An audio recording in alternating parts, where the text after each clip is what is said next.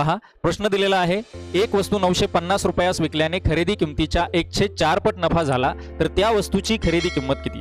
आता या ठिकाणी गणितात जर पट मांडून दिली असेल तर त्यावेळी आपल्याला गुणोत्तर मांडता आलं पाहिजे. मग गुणोत्तर कुणाकुणाचं, तर संबंध पहा, खरेदी किमतीचा आणि नफ्याचा संबंध दिला. मग आपण गुणोत्तर मांडू, खरेदी किंमत आणि नफा.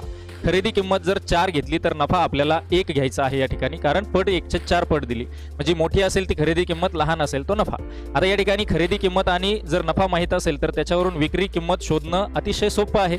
मग विक्री किंमत काय येईल? खरेदी किंमत प्लस नफा, 4 अधिक 1 5. मग 5 प्रमाण असलेली जी विक्री किंमत आहे ती गणितात तुम्हाला दिली 950. मग 5 प्रमाण असलेली विक्री किंमत 950, तर 4 प्रमाण असलेली खरेदी किंमत किती? तिरकस मांडणी करा.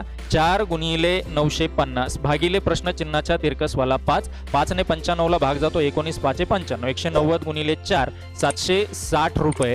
पर्याय क्रमांक 3. आवडल्यास